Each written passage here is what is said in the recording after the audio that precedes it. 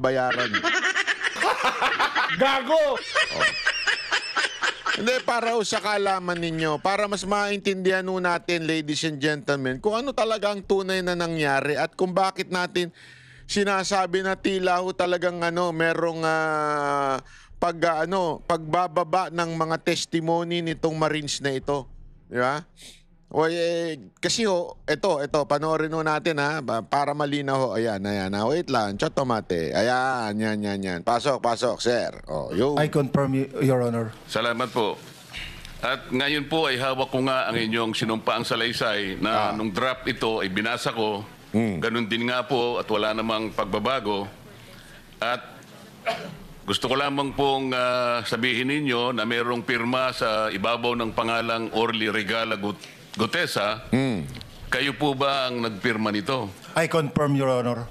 At gaya po ng sinabi nyo sa akin kahapon, voluntaryo ninyong ginawa ito at wala namang namilit sa inyo. At katotohanan yan, ako nga po ay ininyayahan nyo para makita ko yung inyong salaysay. Yes, Your Honor. Ito po ipinanotaryo ninyo. Nakikita ko rin po. Totoo po ba itong notaryong ito? Totoo po, Your Honor. Okay. Ngayon, kayo na po ang magbasa para sa ganun ay marinig po ng buong kapulungan. Pwede po niyong basahin ang inyong salaysay. Maraming salamat, Your Honor. Mr. Chair, can he proceed? He may proceed. Ako po'y nagpapasalamat sa pagkakataong ito. Sa Senate Blue Ribbon Committee, Senador Ping Lacson, sir. At sa iba pang member na nandito po. Ako po si Orly Gutesa. May asawa. Nasa tamang edad, Pilipino. Makatapos, makapanumpa na ngayon sa umiiral na batas ay nagsasaad at naglalahad ng gaya ng mga sumusunod. Ako po ay lumabas upang magsalita sa isyu na ito. Bilang isang dating sundalo, inalay ko ang aking buhay para sa ating bansa. Sa pagkakataong ito, nagdesisyon akong magsalita at maglabas dahil ayokong maging masama ang kinabukasan ng aking mga anak, apo ko sa darating na panahon. Ayoko pong naririnig ko at napapanood ko sa pagdinig ng Blue Ribbon Committee. At ngayon ko po napagdugtong-dugtong yung naging partisipasyon ko po sa anomalya at korupsyon na ginawa at lumalabas sa hearing na ito. Grabe, no? Bayani itong maman to. Sarabi, no? Para sa kinabukasan ng aking pamilya at ng ating bayan. Grabe. Bayani ka, sir. Saludo ko sa'yo. Balik. Kanan pala. Saludo ko sa'yo. Yung palang pera na binubuhat namin at dinideliver mula sa masamang gawain na nagdulot ng baha na ikinamatay ng tao at imbis na gamitin ang pera sa edukasyon, medikal at programa na mapunta lamang pala sa bulsa ng mga politiko. Mabigat po sa akin magsalita dahil may pamilya ako. 4 ang anak ko, nag-aaral pa. May asawa ako at nangangalaga sa aking mga anak at marami akong kasama sa operasyon na may kinalaman sa ibabahagi ko sa inyo. Nagtatrabaho lang po kami ng mga kasama kong sundalo sa Philippine Marines. Huwag sana isipin na aking mga kasama na nagtatraidor ako. Ako sa aming trabaho at pinagsamahan dahil pare-parehas kaming may pamilya at gusto lang naman naming ayusin ang kinabukasan ng bawat isa. Wala akong iniisip na kapahamakan para sa kanila, bagkus ang gusto ko lang maayos ang kinabukasan ng bayan at lahat kami. Noong December 5, 2004, na-hire ako bilang security consultant sa Ako Bicol Party List or AKB kay Congressman Saldico. At nasimula ng duty ko kay Congressman Saldico. Bawat umaga, nagre-report ako sa BGC sa Horizon, sa Bonifacio Global City, kung saan nakatira si Kong Saldico. Tuwing may duty at detailed ako sa basura, it means itong basura, ito yung box ng pera na pinag-uusapan natin sa kasalukuyan. Mr. Gutesa, mag-stick ka lang sa binabasa mo. Huwag ka nang nag-a-adlib. Ay, Kung ano yung nandito, basahin mo lang. Yes, Your Honor. Tuwing may duty detail ako sa basura, pumupunta kami sa 28 Ladybug Corner, Dragonfly, Valle Verde 6, Pasig City. Tagabuhat lang ako ng malita ng basura. Ang ibig sabihin ng basura ay malita na may lamang pera. Sana may magtapo ng basura sa akin. Sabi ko sa inyo, sa basura may pera eh. Diba? Kaya may kasabihang ganyan eh, sa basura may pera. Ang bawat malita ay may lamang humigit kumulang 48 million pesos. 48 million, no? Grabing basura yan ah. Ang bawat malita ay may post-it na nakadikit na nakasaad kung magkano ang laman ng bawat. Post-it, ibig sabihin nito ha, post-it po yun. Meron yan, ini-sticker ng ganun ha. Sticker yan ha. Tapos nandyan daw yung presyo o yung laman ng basura. Malita. Tuwing may duty detail sa basura, may pumupunta na tao na magdi-deliver ng basura at nire-receive ni John Paul Estrada at Mark Tiksay. Ang mga executive assistant ni Congressman Saldico Yon. at sila ang mga detailed sa mga ganyang activities. Zaldi ko na naman. Ako, kakaiba ka talaga. Ibang level ka talaga. Walang tumalo sa'yo. Tinalo mo yung pamilya ng mga Marcos. Ang mga nangyayari kapag duty kami sa basura, kalimitang dinadala sa bahay ni Congressman Saldico sa Valle Verde 6 Naku, patay at tinatanggap naman ni Mark at ni Paul.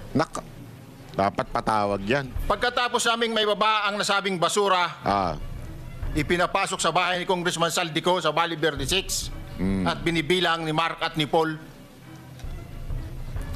Alam ko na ang laman ng malita ay pera sapagkat nakita ko si Paul na binuksan ang malita at inilabas ang laman para bilangin. Ang isang ehemplo na nagdala ng pera ay si Congressman Eric Yap ng AXIS Party List. AXIS. Ladies and gentlemen, AXIS. Kanino po bang party list yan? Sino po bang naging congressman yan ng AXIS party list? Sino? Sige nga ho. Sino isa sa mga naging representante o isa sa mga nominee ng AXIS party list?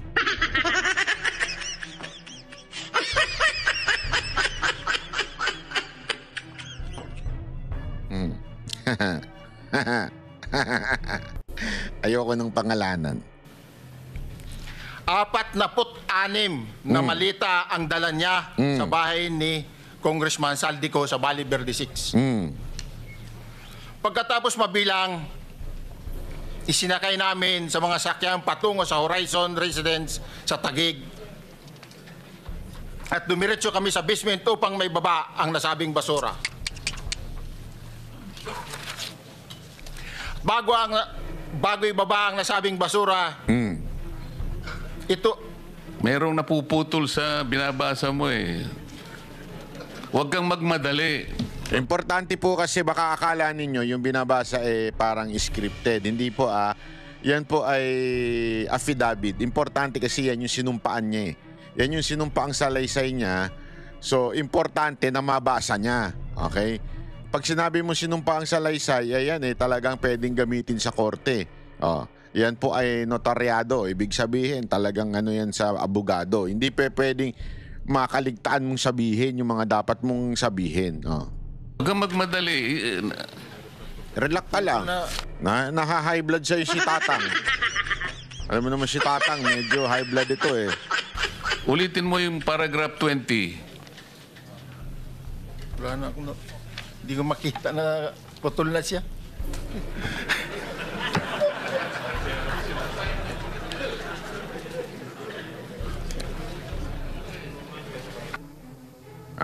May nagputol. Kasi walang print. May nagputol. Sino kaya nag-print niyan? Gago! Hindi. Ewan ko tingnan natin kung ano yung part na naputol. Okay? Tingnan natin. Si Senator Marcoleta, meron siya yung walang putol. Ito kasi parang may putol eh.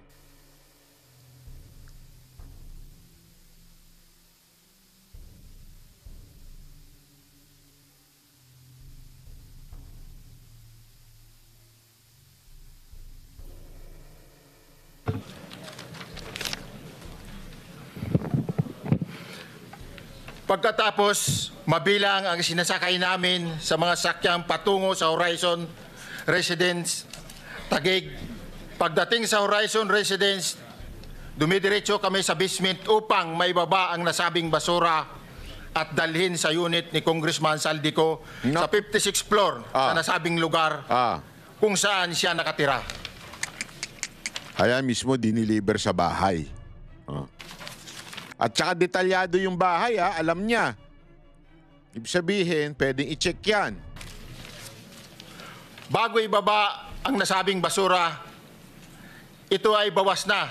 Halimbawa, nag-akyat kami ng 46 na malita. 46. Ibababa lamang namin ay 35 malita para 46 ang binaba, 35. Okay? So, more or less, 11. i-deliver sa bahay ni House Speaker Martin Romualdez sa 42 McKinley Street, Taguig. Ang labing isang malita ay naiwan sa taas ng 56th floor sa Horizon Residence. Grabe, no? Linawin natin, from 46, ibinaba 11 tapos 35 ang natira at hinatid kay Romualdez. Pareho silang meron unit sa may BGC, anak ng weteng. Ganong katindi ang mga dumadaan dyan, milyones pala. Kaya kung gusto mong yumaman, pasagasa ka sa BGC. Baka isa sa mga sumagasa sa'yo, may lamang maleta. Joke lang po yun, joke lang.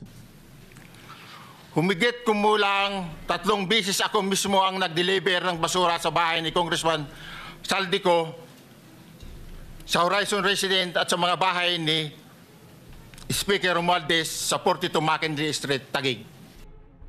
Hanapin nga natin yan, 42 McKinley Street, Taguig. Kakatok ako, hingi ako ng basura. Ako po yung basurero. Mangongolekta na ako ng basura. Ladies and gentlemen, pwede nyo nang puntahan yan para mangolekta tayo ng basura, kita niya, binanggit niya talaga yung bahay. Hindi po ako nagbanggit, siya po nagbanggit. Binanggit niya po mismo yung bahay ni Romualdez. Magkalapit lang sila. Talagang nag-aatid daw ng 35 na maleta ng pera na may nagkakalamang 48 million. Naka! Ang lupit nito, ladies and gentlemen. Ang lupit nito. Di ba? Naka po. 48 million kada maleta, So times 35, that's more or less 1.7 billion. Kasi 1.6.9 atay na 1.6 point. So ni-round off na natin to 1.7 billion. Naku po, patay tayo dyan. Mas maraming pagkakataon na nagde-deliver kami ng... At isang beses na deliver lang yung 1.7 ha. 3 beses delivery. Okay? So 3 beses ang delivery, hindi natin alam kung magkano yung mga ibang laman. Basura sa bahay ni Speaker Romualdez at sa bahay ni Congressman Saldico dahil iba-iba kaming mga nakadetailed na close-in backup at advance party na nagkakaroon ng rotation. Sa huli, ako po ay nagnanais na mapasailalim sa Witness Protection Program dahil alam ko po nanganganib ang buhay ko at ang aking pamilya sa ginawa kong paglalahad na ito. Sa katotohanan na ang lahat ay nilagdaan ko, ang salaysay na ito ay kusang loob at walang anumang pamimilit at bunsod lamang ng hangarin matulungan ang ating bansa. Ito po ay nilagdaan ko, Your Honor. Thank you, Orly. Before you proceed, meron lang ako papakitang litrato sa iyo, no? I-confirm mo, kasama na rin si Bryce, kung iyan ba si Paul na binabanggit mo. I confirm, Your Honor. Nako po, sikat ka na, bata. Bata, sikat ka na. Nako po, patay tayo dyan. Yun nga po, Your Honor. Siya po. Okay, so, yeah, for the record, andito po yung litrato nung binabanggit na si Paul. Kung sino man na nakakakilala sa mga KTV, JTV, club, at kung ano-ano pa sa taong ito, alam nyo na. Ang pulyado nito.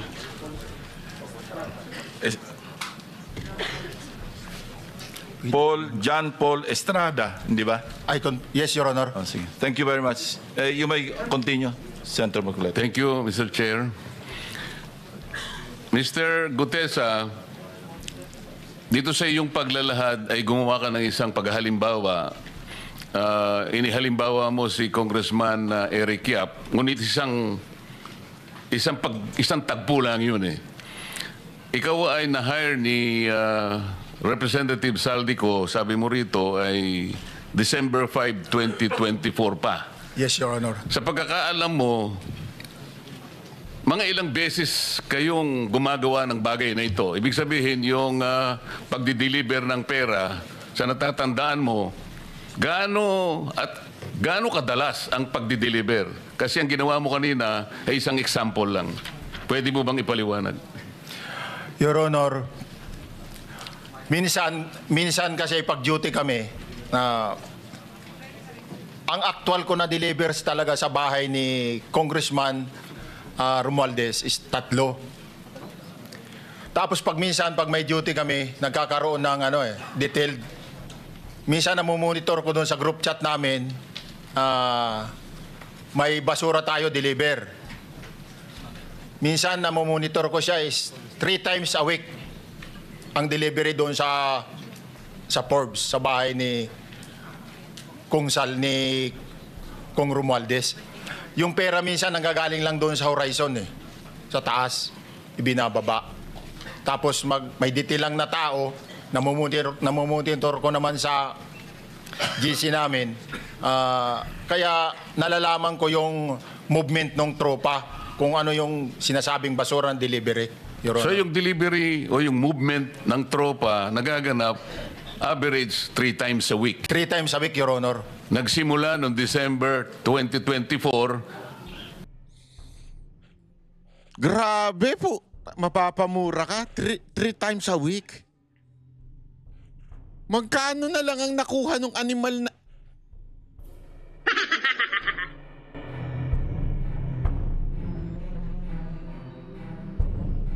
Kaya sana yung iba pang mga Marines, yung mga sundalo na mahal ang ating bayan, na meron kayong sinumpaang tungkulin na poproteksyonan nyo ang taong bayan.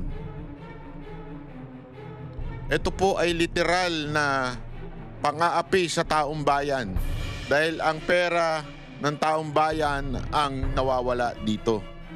So yung mga sundalo, mga retired, o di kaya sama na natin yung mga pulis, baka may pag-asa pa tayo sa pulis. Kaya lang minsan talaga ang pulis kinamatis. Sa mga pulis at mga retired military o any uniform personnel na sisecure sa mga pamilya Zaldico, kung kayo ay may alam, at sa pamilya ni Romualdez, kung kayo ay may alam, palubog na ang inyong mga amo, it's time for you to contact Marcoleta para magbigay ng inyong mga corroborating statement. Diba? Na sana talaga ay para kayo sa bayan. Yes, Your Honor. Hanggang ngayon ba ay naglilingkod ka pa kay Representative Saldico? Sa kasalukuyan po ay nag-resign po ako noong August 5, itong taon po na ito. So, Saludo. maliwanag ba ang ibig Nagbigay tayo ng tulong dito sa mamang to. Naku, kung makahanap lang sana natin para matulong kasi may mga pamilya, may mga anak daw siyang binubuhay. mong sabihin para sa kapulungan ito ay nag-a-average ng 3 beses sa loob ng 1 linggo ang pagdi-deliver ng pera kay Representative Saldico at tuloy-tuloy naman doon sa bahay ni former Speaker Martin Romualdez sa ganong rate, ganong beses, 3 beses sa loob ng 1 linggo. Yes, Your Honor. Magmula December 2024 hanggang ikaw ay mag-resign noong August 2025, this year. Yes, Your Honor. Mr. Chair, Senator Marcolita, short Yes. interjection. With the permission of Senator Marcoleta. Thank you, may Mr. Chair. May maibigay ka ba na pangalan? Kasi ang sinasabi mo lang ngayon, as far as you're concerned, during ikaw ay nagdo-duty, nagro-rotation basis yung duty. So pag wala ka, absent ka, iba ang nagdo-duty, iba rin ang nagtatanggap sa pera at nagdi-deliver. Am I correct? Senator De La Rosa, may I just remind you na isang follow-up. Pero kung gusto mo ituloy at pahig si Senator Marcoleta, naka-charge sa oras niya yung mga susunod na tanong. Okay? Oh, okay lang. Okay lang. Sige boss, Meron nahiram lang pa naman namang- ako sa iyo. Go ahead. Meron ka pa namang 4 na minuto pa mahigit yan. Yes, sir. So, sige. Very quick lang. So, pag hindi ka duty, may ibang nag-deliver ng pera kay Saldico at kay Speaker Romualdez. Pag nangyayari yan, sir, pag hindi ako duty, may makadetail talaga sa basura na yan. Pero ang authorized lang na mag-deliver at mag-receive niyan is yung 2 tao na binanggit ko, which is John Paul Estrada and Mark Tiksay. Okay. Thank you, Mr. Chair. Thank you, Senator Marcolita. Mr. Gutesa, sa panig ng pagdi-deliver sa bahay ni former Speaker Martin Romualdez, sinong tao ang nagre-receive? Sa mga ganun, sir, ang may contact, Your Honor, is yung si Paul at si Mark lang ang may contact doon sa receiver. So pagdating doon, nakabukas na yung gate doon sa Forbes, pumapasok na lang kami. Then pag nabuhat na namin yung mga malita na ibaba na, so lalabas na kami. Wala na kaming basta may deliver lang namin yung mga basura doon sa bahay, wala na kaming noon, Your Honor. Alin-aling bahay Yung ang 42. pinagdi-deliveran mo sa panig ni former Speaker Martin Romualdez? Yes, Your Honor, yung 42, yung dito sa may Forbes Park. Yun lang? Wala nang iba? Mayroon pa yung bago nakaraan doon sa 19 Nara, yung dating bahay ni Michael Yang. Sa pagkakatanda mo, mayroon pang ibang lugar na kung saan nagdi-deliver kayo? Sa Aguado, dyan sa Malacanang. Hoy! Malacanang! Gago! Aguado sa Malacanang daw. Patay kayo dyan. Hindi, alam mo ito bakit importante nating malaman ito? Kasi ganito lang yan kasimple, ladies and gentlemen. Ganito lang kasimple yan. Yung sinasabi niyang bahay ni Saldico at si Martin, parehong sa BGC. Pero ito, pinadi-deliver daw sa kanya, malapit sa Malacanang. So kung ikaw ay mga congressman, kung ikaw ay, kanino pa kayo ipapadeliver ni Romualdez? Bakit niya bibigyan? Halimbawa lang, let's assume that yung accusation nito ay totoo. Bakit magbibigay ng pera sa congressman si Romualdez? I don't think so. At saka sigurado, hindi na, kung paano yan, lang yan, 1 milyon, 2 milyon, 3 milyon, 5 milyon, 10 milyon, madali nang dalhin yan. Pwede na magpalitan yan sa Congress o kaya sa mga meeting places sa Bonifacio, sa BGC. Pero bakit may malaking perang i-deliver sa may Malacanang, malapit. Ba't hindi sa BGC? Eh, dun nga sila magkakasama, di ba? Ambira. Gago! Pero huwag kayong mag-alala, ladies and gentlemen. May to the rescue naman eh. Aguado? Excuse me, Senator Marcoleta. Ayun, Sino ayun, Mike? ayun, ayun. may nag-rescue. Excuse me, Senator Marcoleta? Sino si Michael Yang? Sandali, nasa Malacanang na tayo eh. Ba't papunta uli kay Michael Yang? Kelyang Yung dating sa Pugo yata yon. sa Yung dating sa Pugo. Yung Michael Yang. dating bahay ni Michael Yang. Dating bahay. Yes, Your Honor. Okay, thank you. Anong relevance nun, Lacson? Para madiin mo na naman si Pangulong Duterte dahil sasabihin na naman ng iba, kaibigan si Michael Yang, na si Michael Yang. Hindali, dating bahay lang niya yun eh. Wala naman siyang kinalaman dyan. Bakit nandun ang focus mo? Hindi, sorry Lacson ha. Ang dami sinabi nitong maman to. Sinabi niya na yung pinakamatinding pasabog sa lahat. Umaabot na 1.7 billion more or less ang di umanong natatanggap ni Romualdez. Ang tanong mo, yung Michael Yang ba na yun eh? Una-una, hindi ho bahay ni Michael Yang yun ha. Dating bahay. So wala na siyang kinaugnayan doon. Bakit ka concerned kay Michael Yang? Ba't di ka concerned doon sa sinabing kay Romualdez? Tapos ipapasok mo nung andun na yung Malacanang. Napaka-obvious ito ni Lacson. Halatang-halata ka.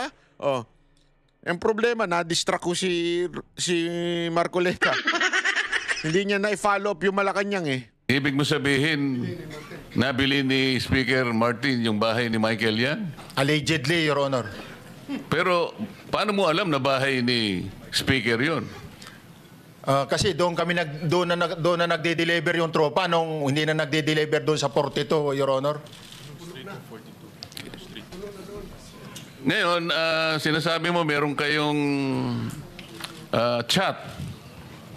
Nagagamit mo yung chat para ma-monitor mo yung rate ng delivery at kung sino-sino yung nagdi-deliver? During the time nung nandun pa ako, Your Honor. Mr. Chair, salamat po at baka meron po pong Thank you. gustong Pwede bang ako ang magtanong? Pwede ba ako sumali dyan sa Senate, ano? Pwede ba kahit hindi senador magtanong?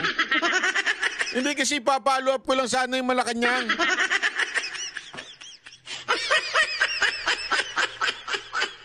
Kung sino ba nakatira doon, saan ba banda yun, may nakita ba siyang PSG doon?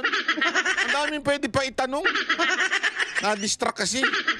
Na-distract nung segue ni Lacson eh. Pambira, oo.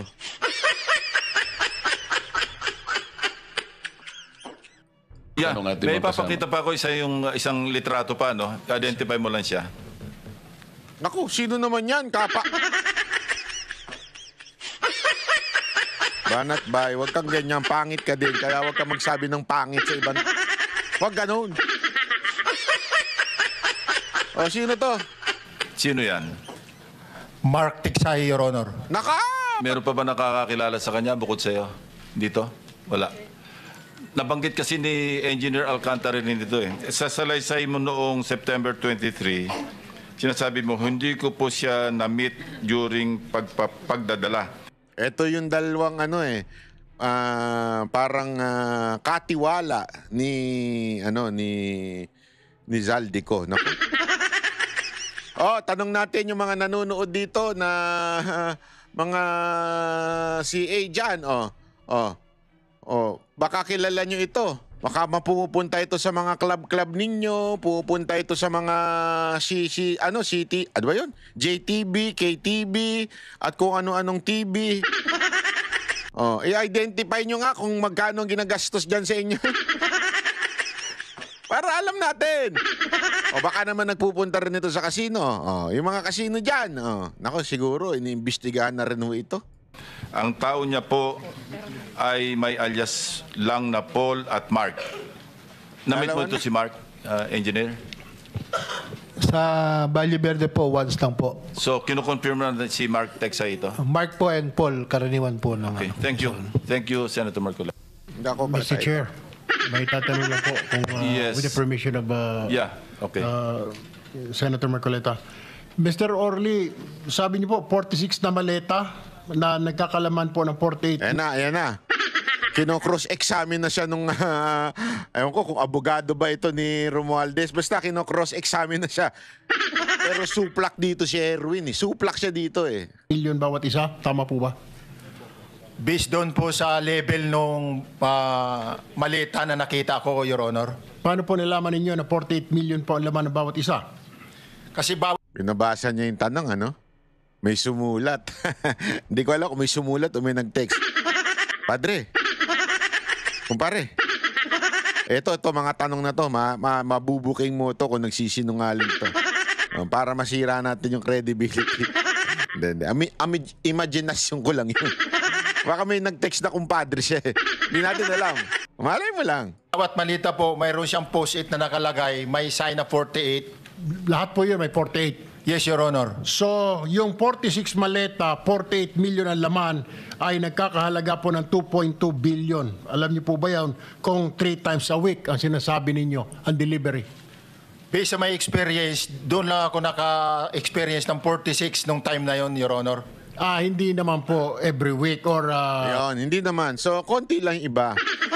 Mga, hindi naman ganun kalaking billion-billion. Mga siguro mga 100 million lang. Mga 500 billion. Mga ganun lang naman. Chipipay lang. Pwede nang bumuhay ng ilang pamilya. Pwede nang gumawa ng ilang ospital. Pwede na magpakain ng taong bayan. Talaga yan. At higit sa lahat, malamang, yung baha sa atin, alam na yan, para ng ano lang yan sa atin kung talagang ginamit sa tamang infrastructure. monthly ito. Yes, Your Honor. So at one point, yung 46 na maleta, 48 million ang laman, 46 times 48 million ay 2.2 billion. Excuse me, Senator Marcoleta, paubaya mo na sa kanya yung oras na naiwanan mo, now 1 minute. Isang tanong na lang. Sige, okay. 2.2 billion. Ganun po yung multiplication eh. Siguro, Your Honor, yun ang lumalabas. So one time lang po ito. One time lang po yung Ay, patawarin na natin, Sir Erwin. Patawarin na natin.